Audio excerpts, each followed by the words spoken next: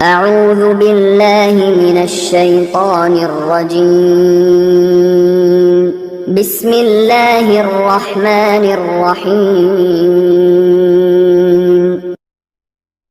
السلام عليكم ورحمة الله وبركاته. الحمد لله رب العالمين والعاقبة للمتقين والصلاة والسلام على سيدنا محمد وعلى آله وصحبه أجمعين. أما بعد، قال الله تعالى في القرآن العظيم وفي الفرقان المجيد: أعوذ بالله من الشيطان الرجيم. بسم الله الرحمن الرحيم.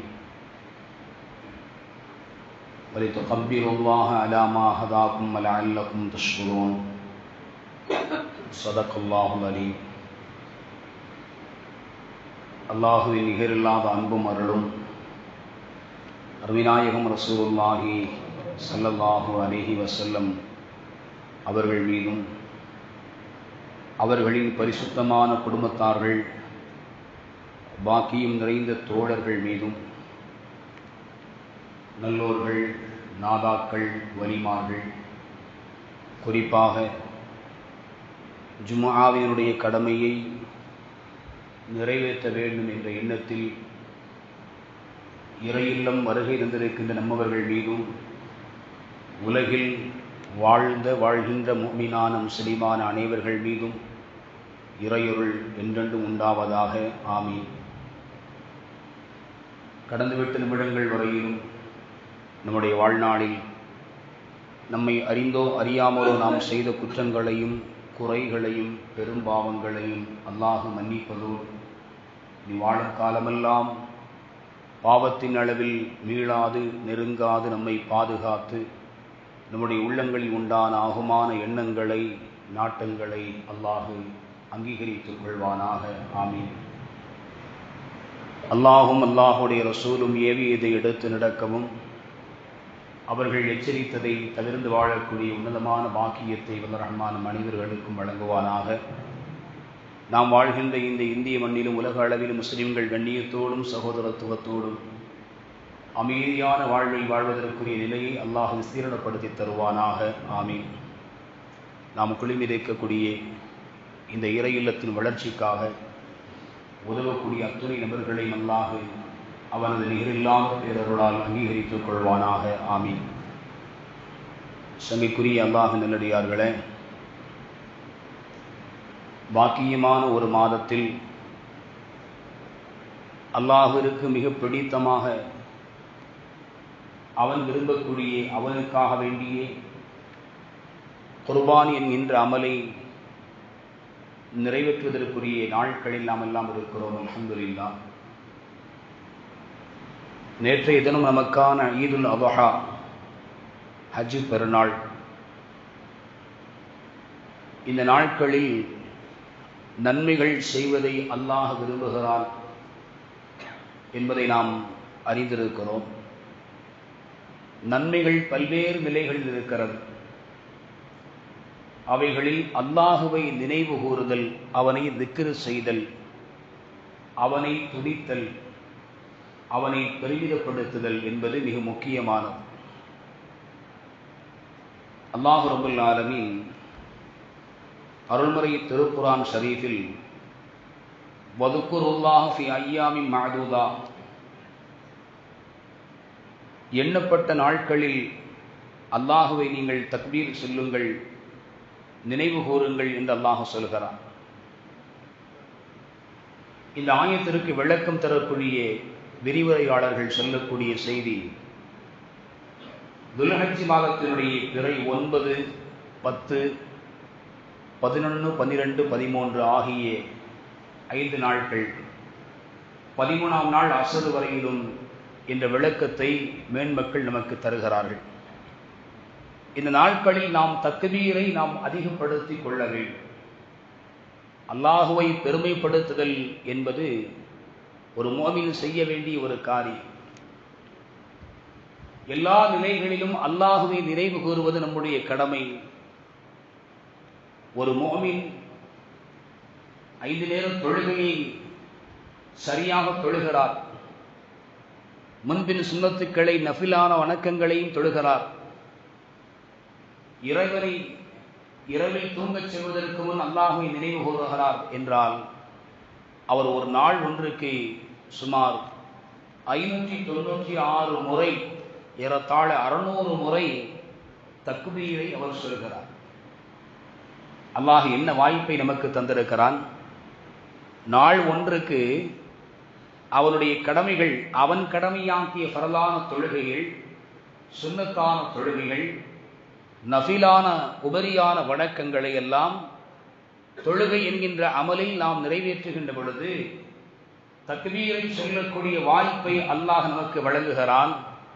அந்த தக்பீர் ஏறத்தாழ ஒரு நாள் ஒன்றுக்கு 600 எட்டுகிறது என்று சொன்னால் முஃமினாக இருக்கக்கூடியவர்களுக்கு இதைவிட வேறு என்ன பாக்கியம் வேண்டும்? இதைவிட வேறு என்ன பாக்கியம் வேண்டும்? சிந்தித்து பாருங்கள். ஒரு முஃமின் அவருடைய பிறப்பிலிருந்து இறப்பை அடைந்து கபரில் அடக்கம் செய்வதற்கு முன்வரையிலும் குழந்தை பிறந்தது என்று சொன்னால், குழந்தை பிறந்தவுடன் பாங்கு சொல்லி வலது காதிலும் இகாமத்தினுடைய வாசகத்தை ஒழித்து இடது காதிலும் ஷைத்தானுடைய தீங்குதலை விட்டும் குழந்தைகள் பாதுகாப்பு பெற வேண்டும் என்ற எண்ணத்தில் நாம் ஊதுவது வழமை.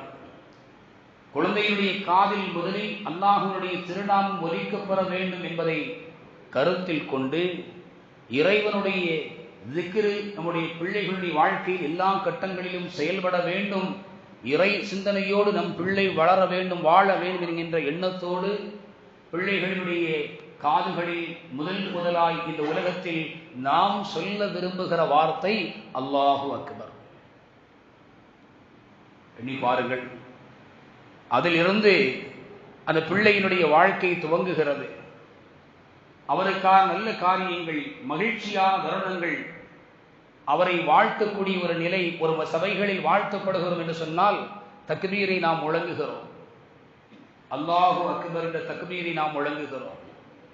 இறைவனை தொழுவதற்காக வேண்டி, தன்னை அடிமை என்பதை உரிமைப்படுத்துவதற்காக வேண்டி, உறுதிப்படுத்துவதற்காக வேண்டி, தன்னுடைய அபூதியத்தை, அடிமைத்தனத்தை தெளிவுபடுத்துவதற்காக வேண்டி இறைவனுடைய சன்னிதானத்திற்கு முன்னால் தன்னுடைய சிரசுகளை பூமியை நோக்கி கொண்டு செல்லக்கூடிய அந்த நேரத்திலும் நம்முடைய நாவில் இருந்து வரக்கூடிய வார்த்தை அல்லாஹு அக்பர். எல்லா நிலைகளிலும் இந்த தக்பீரினுடைய வாசகம் நம்முடைய நாவுகளில், நம்முடைய உள்ளத்தில், நம்முடைய எண்ணத்தில் அது உதித்துக் கொண்டிருக்கிறது, நாம் சொல்லிக் கொண்டிருக்கிறோம். கடைசியாக உடலில் இருந்து ரூஹ் வெளியான பின்னால் நம்மை குளிப்பாட்டி, நமக்கு கஃனிட்டு, நம்மை தொழுகைக்கு முன்பை வைத்து இமாம் அவர்கள் தக்பீர் சொல்லக்கூடிய, தொழுகை வைக்கக்கூடியவர், அவர் சொல்லக்கூடிய வார்த்தை அல்லாஹு அக்பர். எல்லா கட்டங்களிலும் இந்த இறைவனை பெருமிதப்படுத்தக்கூடிய இந்த வார்த்தை தொடர்ந்து வந்து கொண்டிருக்கிறது. நம்முடைய வாழ்க்கையில் தக்பீரோடு நம்முடைய வாழ்க்கை இணைந்திருக்கிறது என்பதை நாம் புரிந்து கொள்ள வேண்டும். சிரமமான நேரங்களில் தக்பீரை சொல்லியிருக்கிறார்கள். சஹாபாக்கள் வெற்றியினுடைய மகிழ்ச்சியை வெளிப்படுத்தக்கூடிய தருணங்களில் எல்லாம் தக்பீரை மொழிந்திருக்கிறார்கள். அருமையானவர்களே, இந்த தக்பீர் என்பது தனித்துவமான ஒரு பலத்தை தரக்கூடிய, ஒரு தனித்துவமான ஒரு ஆறுதலை, ஒரு மகிழ்ச்சியை, ஒரு சந்தோஷத்தை, ஒரு வீரத்தை தரக்கூடிய ஒரு வார்த்தை. இதைவிட சிறந்த வார்த்தை எதுவும் நம்மால் மொழிய முடியாது. இதைவிட சிறந்த ஒரு வார்த்தை நம்மால் சொல்ல முடியுமா? அல்லாஹு அக்பர் என்கின்ற தக்பீரை தாண்டிய ஒரு வார்த்தை உண்டா? சொன்னால் நமக்கு ஆறுதல் கிடைக்குமா? சொன்னால் நமக்கு வீரம் கிடைக்குமா? நம்முடைய உள்ளம் அமைதி பெறுமா என்று சொன்னால் அப்படி ஒரு வார்த்தை நம்மால் தேடி பார்க்க முடியாது. அவ்வளவு மிக உயர்ந்த ஒரு வார்த்தை. அல்லாஹ்வை பெருமைப்படுத்துகின்ற, அல்லாஹ்வே மிக பெரியவன் என்கின்ற பொருள்படுகின்ற இந்த வார்த்தையை விட வேறு வார்த்தை நம்மால் பெறவே முடியாது. ஒரு சில ஆண்டுகளுக்கு முன்னால் நாம் எல்லோரும் அறிந்த செய்தி, மிக பெரும் ஆண்கள் நிறைந்த ஒரு படை பட்டாளம், சங்கிகள் முழங்கிக் கொண்டு வருகிறார்கள். கல்லூரியில் நடந்த ஒரு நிகழ்வு, நாம் எல்லாம் அறிந்த செய்திதான். புர்கா அணிந்து தன்னுடைய முகத்தை மறைத்திருக்கக்கூடிய ஒரு பெண், முஸ்கான் என்கின்ற அந்த பெண்மணி தனித்து வருகிறாள். அந்த பெண்ணை நோக்கி இந்த கும்பல் விரைந்து செல்கிறது. அந்த இடத்தில் அத்துணை இளைஞர்கள், அத்துணை ஆண்களுக்கு முன்னால் துணிச்சலான ஒரு பெண்ணுக்கு மட்டுமல்ல, ஒரு சமூகத்திற்கு தனித்துவமான வீரத்தை தரக்கூடிய ஒட்டுமொத்த சமுதாயமும் இந்த வார்த்தையினால் வீரத்தை பெறக்கூடிய, கட்டுண்டு கிடக்கக்கூடிய அந்த வார்த்தையை அந்த பெண்மணி முழையக்கூடிய காட்சி, அல்லாஹு அக்பர், அல்லாஹு அக்பர் என்கின்ற அந்த வார்த்தை. அருமையானவர்களே, இன்றைக்கும் அதை பார்க்கின்ற பொழுது அந்த பெண்ணினுடைய வீரமும் அந்த வார்த்தையில் பொதிந்திருக்கக்கூடிய மிகப்பெரிய ஒரு தைரியம் நம்மால் உணர முடிகிறது. வேறு வார்த்தைகளை சொல்லியிருந்தால் அந்த இடத்தில் இதுபோன்ற ஒரு கண்ணியம், ஒரு அபயம், ஒரு அச்சமற்ற நிலை கிடைத்திருக்குமா என்பதை சொல்ல முடியாது. ஆனால் அல்லாஹ்வை பெருமிதப்படுத்தியதன் காரணத்தினால் ஓடி வந்த அந்த கும்பல் அந்த பெண்ணின் பக்கம் நெருங்க முடியவில்லை. இந்த பெண்மணி அந்த தக்பீரை அல்லாஹு அக்பர், அல்லாஹு அக்பர் என்று சொல்லிக் கொண்டே அவர்கள் நடந்து வரக்கூடிய காட்சி இன்றும் இணையத்தில் இருக்கிறது. சங்கைக்குரியவர்களே, அல்லாஹுவை நினைவு கூறுதல். அல்லாஹு ரப்பல் ஆலமீன் அருள்மறை திருக்குர்ஆன் ஷரீஃபிலே சொல்கிறான், வல்தகப்பிருல்லாஹ அலா மா ஹதாக்கும் வலஅல்லகும் தஷ்குரூன். உங்களுக்கு அல்லாஹ் நேர்வழி காட்டியதற்காக அவனை நீங்கள் பெருமைப்படுத்த வேண்டும். எதுக்கு தக்பீர் சொல்லணும்? அல்லாஹ் நமக்கு நேர்வழி காட்டியதற்காக வேண்டும். அல்லாஹ் இதை எந்த இடத்தில் சொல்கிறான்? ஷஹ்ரு ரமலான் அல்லதி உன்சில ஃபீஹில் குர்ஆன் என்கின்ற அந்த வசனத்தினுடைய நிறைவாக அல்லாஹ் சொல்லக்கூடிய வார்த்தை இது. உங்களுக்கு அல்லாஹ் நேர்வழியை காட்டியதற்காக வேண்டி அவனை நீங்கள் பெருமைப்படுத்த வேண்டும். அல்லாஹ்வை நீங்கள் தக்பீர் சொல்ல வேண்டும், பெருமைப்படுத்த வேண்டும் என்பதனால் இதன் மூலமாக நீங்கள் நன்றி செலுத்தவர்களாக திகழலாம் என்று அல்லாஹ் சொல்கிறான். நன்றி செலுத்தியவர்கள் கூட்டத்தில் நீங்கள் சேர்க்கப்பட வேண்டுமா? நன்றி உணர்வோடு வாழ்ந்த சமூகத்தில் நீங்கள் எழுப்பப்பட வேண்டுமா, சேர்க்கப்பட வேண்டுமா? அல்லாஹுவை நீங்கள் நினைவு கூறுங்கள், அல்லாஹுவை நீங்கள் திக்ரு செய்யுங்கள், அல்லாஹுடைய திருநாமங்களை, தக்பீரை நீங்கள் மொழியுங்கள். குர்ஆனுடைய வாசகம். இது வாசகத்திற்கு விளக்கம் தரக்கூடிய இப்னு அப்பாஸ் ரலியல்லாஹு அன்ஹு அவர்கள் சொல்லுவாங்க, மஸ்ஜித் நபவியில் நபிகள் நாயகம் ஸல்லல்லாஹு அலைஹி வஸல்லம் அவர்கள் தொழுகை நடத்தி தொழுகையை முடித்து விட்டார்கள் என்று சொன்னால் அவர்கள் சொல்லக்கூடிய தக்பீரை கொண்டு நாங்கள் தெரிந்து கொள்வோம் தொழுகை முடிந்து விட்டது. தொழுகை முடிந்து விட்டது என்பதை நபி அவர்கள் சொல்லக்கூடிய தக்பீரினுடைய சப்தத்தை கொண்டு நாங்கள் விளங்கிக் கொள்வோம் என்பதாக இப்னு அப்பாஸ் ரலியல்லாஹு அன்ஹு அவர்கள் அறிவிக்கிறார். அருமையானவர்களே, இந்த வசனத்தினுடைய கருத்தில்தான், இந்த வசனத்தை ஆதாரமாக முன்வைத்து ரமலானுடைய பிறை, ஷவ்வால் முதல் பிறையை பார்த்துவிட்டால் ஈதுடைய நாளில் தக்பீரை சொல்வதற்கான ஆதாரமாக இந்த வசனத்தை மேற்கோள் காட்டுகிறார்கள். அறிஞர்கள் இந்த வசனத்தை ஆதாரமாக எடுக்கிறார்கள். பெருநாள், நோன்பு பெருநாளுடைய தொழுகை வரையிலும் தக்பீர் சொல்லக்கூடியதற்கான ஆதாரத்தை இந்த வசனத்தின் மூலமாக எடுக்கிறாங்க.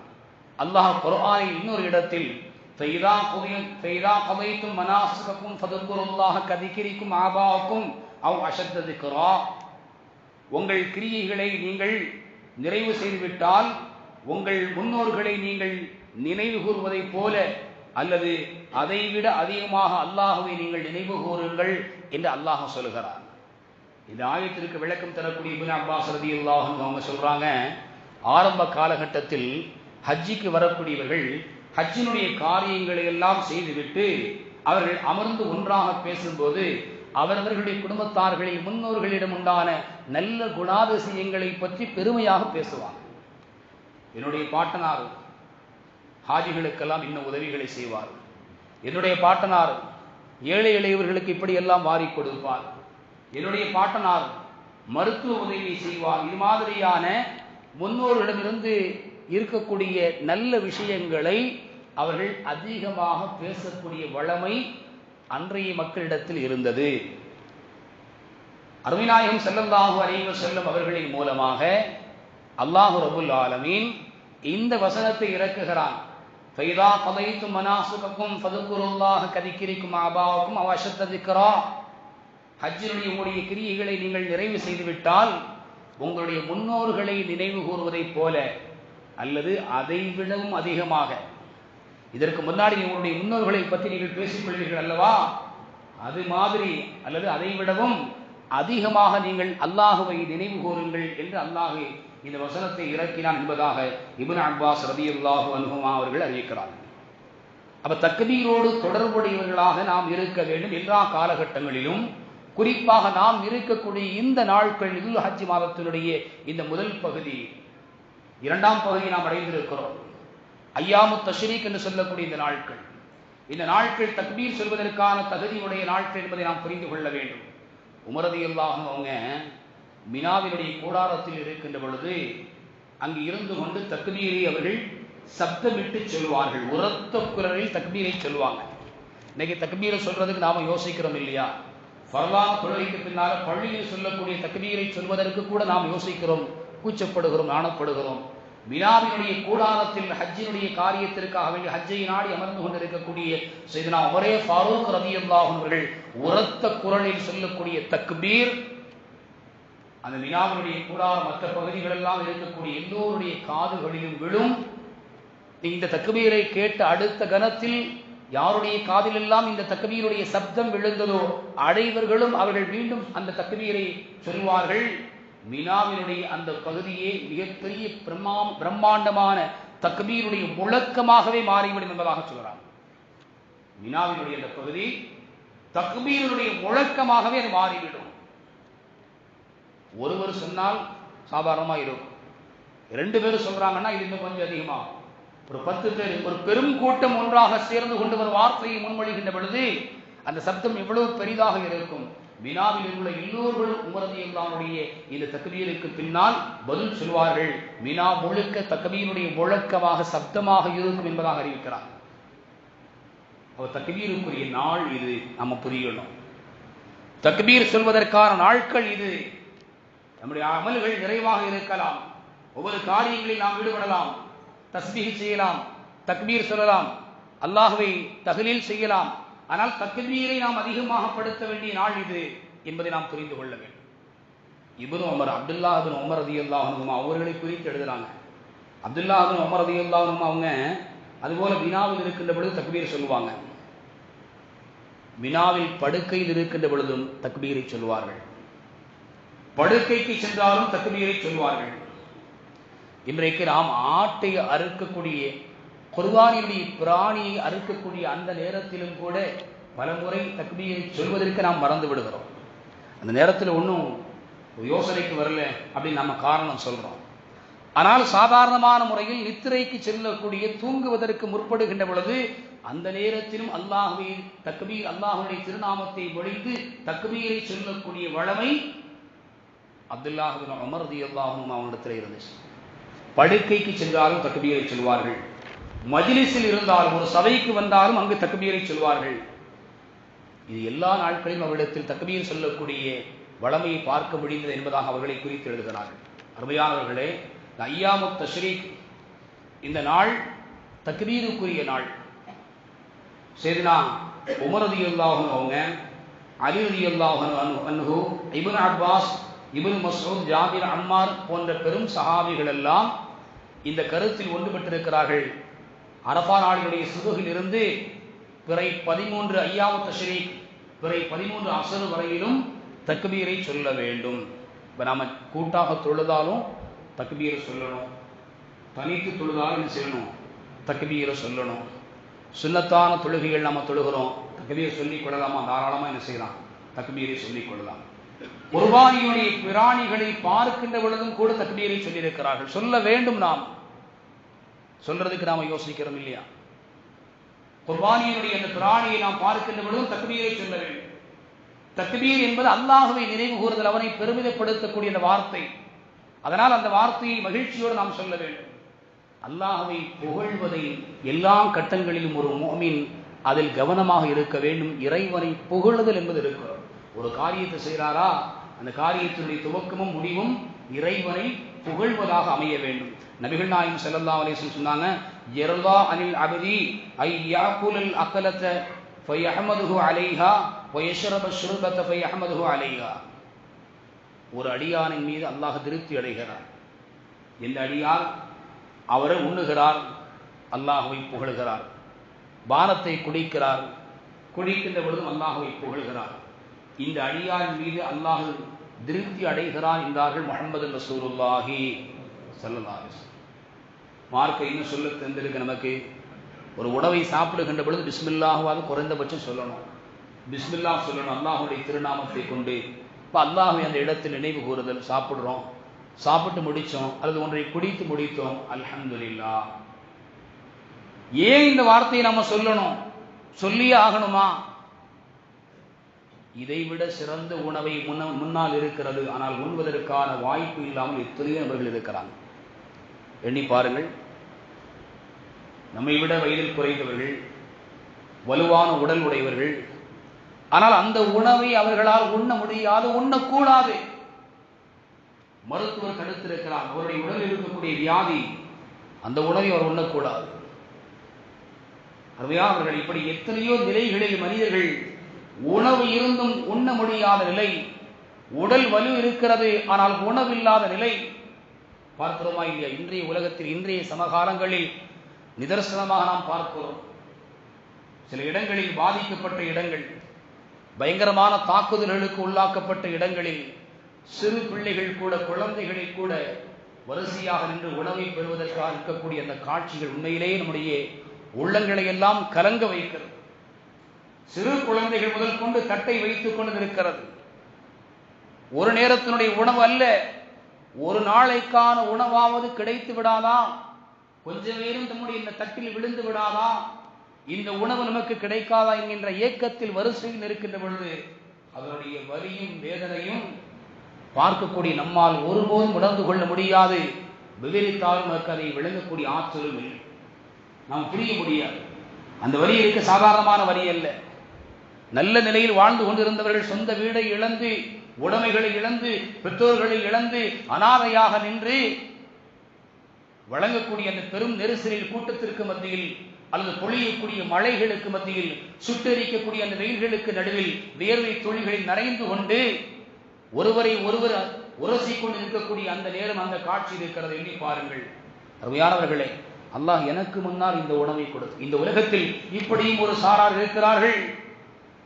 உணவு இல்லை, உடல் இருக்கிறது, உணவு இல்லை. உணவும் உடலும் இருக்கிறது, உண்பதற்கு வழி இல்லை.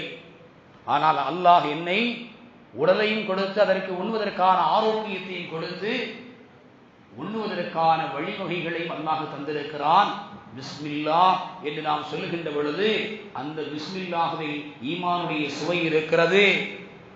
அந்த உணவில், இந்த எண்ணத்தில் உணவை நாம் உண்டு முடிக்கின்ற பொழுது, இறைவா, யாருக்கெல்லாம் உணவு வேண்டும் என்று நினைக்கக்கூடிய இந்த நேரத்தில் எனக்காக இந்த உணவை, ரிஸ்கை இந்த உலகத்தில், இந்த நாளில், இந்த நேரத்தில் எனக்கு நீ கொடுத்தாயே, இதை ஜீரணிப்பதற்கான நிலை, என்னுடைய உடலில் வலுவை, தாக்கத்தை நீ கொடுத்திருக்கிறாயே என்கின்ற எண்ணம் நமக்கு வருகின்ற பொழுது அந்த எண்ணத்தினுடைய பிரதிபலிப்பாக அல்ஹம்துலில்லாஹ் என்று நாம் சொல்வோமேயானால் அந்த அல்ஹம்துலில்லாஹ்வில் உயிரோட்டம் இருக்கிறது. அந்த அல்ஹம்துலில்லாஹ்வில் அத்துணை உயிரோட்டம் இருக்கிறது. அருமையானவர்களே, ஒரு அடியான், ஒரு முஃமின், ஒரு முஸ்லிம் எல்லா செயல்களினுடைய துவக்கத்திலும் அல்லாஹ்வை துதிக்குதல், புகழுதல் என்பது இருக்க வேண்டும். அதனுடைய கடைசியிலும் முடிவிலும் அல்லாஹ்வை புகழுதல் என்பது இருக்க வேண்டும். மார்க்கம் சொல்லித் தருகிறது. அப்ப நாம் இருக்கக்கூடிய இந்த நாளில் குர்ஆனுடைய வாசகம் சொல்கிறது, வதுக்குருல்லாஹ ஃபி அய்யாமி மஅதூதா, எண்ணப்பட்ட நாட்களில் நீங்கள் அல்லாஹ்வை நினைவு கூறுங்கள். நபிகள் நாயகம் ஸல்லல்லாஹு அலைஹி வஸல்லம் அவங்க இந்த நாட்களில் சில செய்திகளை சொன்னாங்க. நாம் இன்னைக்கு நிறைய பேர் எப்படி விளங்கி இருக்கிறோம் அப்படின்னு சொன்னா, 2 பெருநாட்களில் நோன்பு வைக்கக்கூடாது. 2 பெருநாட்களில் நோன்பு வைக்கக்கூடாது. வெள்ளிக்கிழமை அரஃபாவுடைய நாளாக வருது, நம்ம நோன்பு வச்சுக்கலாம். அரஃபா அல்லாத நேர்ச்சியான ஒரு நோன்பு வெள்ளிக்கிழமை மட்டும் ஒரு ஆள் வைக்கலாமா அப்படின்னா மார்க்கம் அதற்கு அனுமதி கொடுக்கிற, வைக்கக்கூடாது. ஒன்று முந்தைய நாள் வியாழக்கிழமை சேர்த்துக் கொள்ளணும், அல்லது அடுத்த நாள் சனிக்கிழமை சேர்த்து என்ன செய்யணும், வைக்கணும். தனித்த நிலையில் வெள்ளிக்கிழமை மட்டுமே நேர்ச்சியான நோன்புகளை வைக்கக்கூடாது. அப்ப நான் நோன்பு பெருநாள் ஹஜ்ஜி பெருநாளுடைய நாட்கள் நோன்பு வைக்கக்கூடாது நம்ம வழங்கி இருக்கிறோம். இந்த ஹஜ்ஜி பெருநாளை அடுத்து வரக்கூடிய பிறை 11, 12, 13 ஐயாமு தஷ்ரீக் என்று சொல்லப்படக்கூடிய தக்பீர்கள் சொல்லக்கூடிய இந்த நாட்களில் நோன்பு வைக்கக்கூடாது. நபிகள் நாயகம் ஸல்லல்லாஹு அலைஹி வஸல்லம் சொன்னாங்க, நஹா அன் சௌமி ஹாதிஹில் ஐயாம். பெருமானா சஹாபாக்கள் அறிவிக்கிறாங்க, பெருமானா ஸல்லல்லாஹு அலைஹி வஸல்லம் அவர்கள் இந்த நாட்களில் நோன்பு வைப்பதை விட்டு எங்களை தடுத்தார்கள். வகால நபி அவர்கள் சொன்னார்கள், இன்னஹா ஐயாமுல் உக்லி வஷுர்பின் வ திக்ரில்லாஹ். 3 விஷயத்தை சொன்னாங்க. இந்த நாட்கள் என்பது உண்ணுவதற்கும் குடிப்பதற்கும் அல்லாஹுவை திக்ர் செய்வதற்குமான நாட்கள் என்றார்கள் நபிகள் நாயகம் ஸல்லல்லாஹு அலைஹி வஸல்லம். உண்ணுவதற்கும் பானங்களை குடிப்பதற்கும் நீரை குடித்துக் கொள்வதற்கும் அல்லாஹுவை திக்ர் செய்வதற்குமான நாட்கள். அப்ப இந்த நாட்கள் நாம் என்ன செய்யக்கூடாது? நோன்பு வைக்கக்கூடாது. இந்த நாட்களில் குர்பானுடைய இறைச்சிகளை நாம் சாப்பிடலாம், மகிழ்ச்சியோடு சாப்பிட வேண்டும், மகிழ்ச்சியோடு நீரை நாம் அருந்திக் கொள்ள வேண்டும். அதைவிட மிக முக்கியமாக வதிக்கிரில்லா, அல்லாஹுவை நாம் நினைவு கூற வேண்டும், அல்லாஹுவை நாம் நினைவு கூற வேண்டும். அருமையானவர்களே, இன்றைய நாட்கள் என்பது தக்பீருடைய நாட்கள். நாம் எல்லாம் அறிந்து வைத்திருக்கிறோம். துல்ஹஜ் மாதம் பிறை 9 சுபகிலிருந்து துல்ஹஜ் மாதம் பிறை 13 அசர் வரையிலும் ஒவ்வொரு பரவான தொழுகைக்கு பின்னாலும் தக்பீரை நாம் சொல்கிறோம். தக்பீருடைய வாசகங்கள் ஹதீசுகளில் வெவ்வேறு நிலைகளில் இருக்கிறது. அல்லாஹு அக்பர், அல்லாஹு அக்பர், அல்லாஹு அக்பர் 3 முறையும் தக்பீர்கள் இடம்பெற்றிருக்கிறது. அல்லாஹு அக்பர், அல்லாஹு அக்பர் என்ற 2 நிலைகளிலும் தக்பீர் இடம்பெற்ற வாசகங்களும் இருக்கிறது. நபிகள் நாயகம் ஸல்லல்லாஹு அலைஹி வஸல்லம் அவர்களும் சஹாபாக்களும் சில இடங்களில் தக்பீரை முழங்கியிருக்கிறார்கள். சஹாபாக்களுடைய வளமை பொதுவாக மகிழ்ச்சி ஏற்படுகின்ற பொழுது ஒரு யுத்தத்தில் வெற்றியை காணக்கூடிய நேரத்தில் தக்பீரை அவர்கள் சொல்வார்கள், தக்பீரை சொல்வார்கள். இது துல்ஹஜ் மாதத்தில் ஏற்கனவே நாம் சொல்லியிருக்கிறோம். சையதுனா இப்னு உமர் ரலியல்லாஹு அன்ஹுமா அவர்களும் அபூ ஹுரைரா ரலியல்லாஹு அன்ஹு இருவருமாக கடை வீதிக்கு செல்வார்களே, ஆனால் இருவருமாக சேர்ந்து சப்தமிட்டு தக்பீரை சொல்வார்கள். இவர்களுடைய சப்தத்தை கேட்டு கடையில் வீதியில் உள்ள எல்லோர்களும் தக்பீரை மீண்டும் அவர்கள் சொல்வார்கள். அப்ப தக்பீர் சொல்லக்கூடிய வளமையை சஹாபாக்கள் கையாண்டிருக்கிறார்கள். பெருமானா ஸல்லல்லாஹு அலைஹி வஸல்லம் அவங்க ஃபத்ஹு மக்கா ஹிஜ்ரி 8 நடந்தது. மதீனாவிற்கு நபிகள் நாயகம் ஸல்லல்லாஹு அலைஹி வஸல்லம் புலம்பெயர்ந்து 8ஆம் ஆண்டில் ஃபத்ஹு மக்கா, 6வது ஆண்டில் ஹுதைபியா என்ற உடன்படிக்கை, சுமார் 1400 தோழர்களோடு நபிகள் நாயகம் ஸல்லல்லாஹு அலைஹி வஸல்லம் அவர்கள் உம்ராவை நாடி மக்காவிற்கு வருகை தந்தார்கள். இப்படி வரக்கூடிய வழியில் இடையிலேயே ஹுதைபியா என்கின்ற இடத்தில் வைத்து மக்கத்து குஃபார்களுக்கும் நபிகள் நாயகம் ஸல்லல்லாஹு அலைஹி வஸல்லம் அவர்களுக்கும் ஒரு ஒப்பந்தம் ஏற்பட்டது. அந்த ஒப்பந்தத்திற்கு வரலாற்றில் ஹுதைபியா உடன்படிக்கை என்று சொல்வார்கள். இஸ்லாமியர்களுக்கு நிறைய பாதகத்தை உள்ளடக்கிய ஒப்பந்தம் அது. மக்கத்து குஃபார்கள் தங்களுக்கு சாதகமான பல்வேறு விஷயங்களை எழுதி கொண்ட ஒப்பந்தம் அது. ஸல்லல்லாஹு அலைஹி வஸல்லம் அவர்கள் அதையும் ஏற்றுக்கொண்டார்கள். அந்த ஆண்டு உம்ராவுக்கு வரக்கூடாது, அடுத்த ஆண்டு நீங்கள் வேண்டுமானால் வரலாம் என்று சொன்னார்கள். துல்ஹஜ் ஃபத்ஹு மக்காவிற்கு முந்தைய ஆண்டு 7ஆம் ஆண்டு ஹிஜ்ரி 7ஆம் ஆண்டு சையதுனா சித்தீக்குல் அக்பர் ரலியல்லாஹு அன்ஹு தலைமையில் ஒரு குழு உம்ராவை நாடி சென்றது. ஹிஜ்ரி 8ஆம் ஆண்டு ஃபத்ஹு மக்கா எந்த ஆயுதத்தையும் எடுக்கவில்லை, யாரையும் வீழ்த்தவில்லை, யாரையும் எந்த இடத்திலும் காயப்படுத்தவில்லை. கண்மணி நாயகம் ஸல்லல்லாஹு அலைஹி வஸல்லம் அவர்கள் அல்லாஹ் கொடுத்த வாக்குறுதி, நீங்கள் செல்லுங்கள், கவலை கொள்ளாதீர்கள், உங்களை நாம் உங்களுடைய சொந்த ஊரின் பக்கம் மீட்டிக் கொண்டு வருவோம் என்கின்ற இறைவனுடைய வாக்குறுதி. அவர்கள் மிக பெரும் படையோடு மக்காவை வந்தடைந்தார்கள். வந்தடைந்து கஅபாவினுடைய வாசலில் இருக்கின்ற பொழுது நபிகள் நாயகம் ஸல்லல்லாஹு அலைஹி வஸல்லம் அவர்கள் சொன்ன வார்த்தை அல்ஹம்துலில்லாஹ், அல்ஹம்துலில்லாஹ் என்று சொல்லிவிட்டு நபிகள் நாயகம் ஸல்லல்லாஹு அலைஹி வஸல்லம் அவர்கள் நாம் சொல்லக்கூடிய தக்பீரை சொன்னார்கள். லா இலாஹ இல்லல்லாஹு வஹதா ஸதக வஅதா வ நஸர அபதா. ஸதக வஅதா, அவருடைய வாக்குறுதி அவன் உண்மைப்படுத்தினான். வ நஸர அபதா, அவனுடைய அடியாருக்கு அவர் உதவி செய்தான். வ ஹஸமல் அஹ்ஸாப வஹதா, அல்லாஹ் சொல்கிறான், நபிகள் நாயகம் ஸல்லல்லாஹு அலைஹி வஸல்லம் சொன்னாங்க அல்லாஹ்வை குறித்து, தோற்கடிக்க முடியாத நிலையில் உண்டான மனிதர்களை அவன் தனித்தே நின்று தோற்கடித்தான், படைகளில் வெற்றி கொள்ளச் செய்தான் என்பதாக பொருள்படக்கூடிய இந்த கலிமாவை நபிகள் நாயகம் ஸல்லல்லாஹு அலைஹி வஸல்லம் அவர்கள் கஅபாவினுடைய படியில் நின்று ஓதியதாக வரலாறு இடம்பெற்றிருக்கிறது. அருமையானவர்களே, இந்த கலிமாக்களை தொழுகைக்கு பின்னால் நாம் ஓதுகின்ற பொழுது மனமகிழ்ச்சியோடு இந்த வார்த்தைகளை நாம் உச்சரிக்க வேண்டும். தக்பீர்கள் முழங்கக்கூடிய நாட்களாக இருக்கக்கூடிய ஐயாமு தஷ்ரீக்குடைய இந்த நாட்களில் அதிகமான தக்பீரை நாம் ஒழிய வேண்டும்.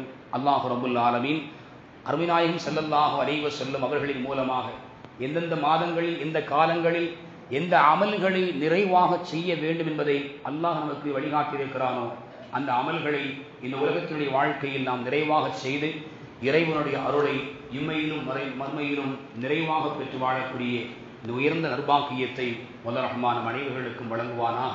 வாஹிரு தஅவானா அனில் ஹம்துலில்லாஹி ரப்பில் ஆலமீன். அஸ்ஸலாமு அலைக்கும் வரஹ்மத்துல்லாஹி வபரகாத்துஹு.